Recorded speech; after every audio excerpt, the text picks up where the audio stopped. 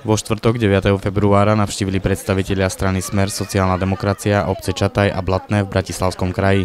V rámci podujatí sa stretli s desiatkami občanov. Sa teraz nachádzame v takom osobitnom prostredí prekrásneho Bratislavského kraja a osobitne tejto obce Blatné.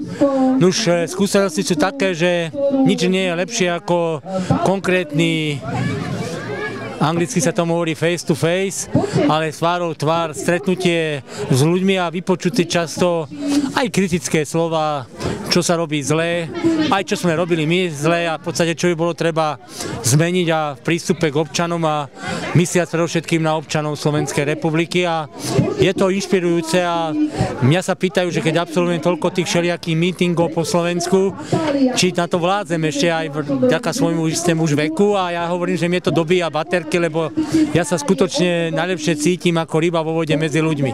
Takže ešte raz by som chcel počiarknúť, že je to dobré, keď sa stretávame takto s občanmi a predovšetkým nemáme len ako politici ústa, ale máme aj uši a oči a to je veľmi dôležité pre budúcnosť našej politiky. Ani chladné počasie neodradilo obyvateľov obcí od stretnutí a rozhovorov s politikmi. Hlavným motivom účasti občanov bolo riešenie zlej sociálnej situácie, ktorá sa ich bezprostredne dotýka. Na mítingy chodia ľudia, ktorí majú nejaké problémy, možno ani nie také veľké, len také trvalé skôr by som povedala, a to najmä dôchodky. Majú nízke dôchodky, to sa najviac sťažujú ľudia v podstate, že by sme s tým mali niečo robiť, aby sa zdvihla nejak úroveň našich občanov. No a samozrejme z toho vyplývajú všetky možné sťažnosti, lebo sa zdvíhajú ceny liekov a zhoršuje sa dostupnosť zdravotníckej starostlivosti. No a ľudia to všetko cítia. Krajská organizácia strany Smer sociálna demokracia spolu s kandidátmi do Národnej rady Slovenskej republiky ponúkali zúčastneným okrem rozhovorov aj výborný guláš, ktorý podávala poslankyňa Viera Tomanová. Je to príjemné a mnohí sú vtipní ľudia, akurát mi je veľmi ľúto vtedy, keď prídu ťažko zdravotne postihnutí alebo starí ľudia. Poprosiam im, aby som dala pre druha, družku, manžela, manželku domov do fľašky.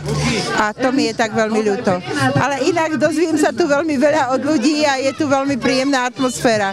Ale zaujímavé a najzaujímavejšie na tom je to, že keď prídem domov a vyzlečiem sa, tak ma všetci ženú do kúpeľne, lebo som sama cibuľa a cesnak. Úspešné podujatie si pochvaľovali aj občania, ktorí boli vytrvalí napriek zime a pokročilému času.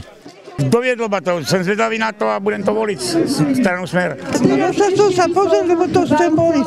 Som bola u Mečiara, tam nič není, tak musím voliť Fica.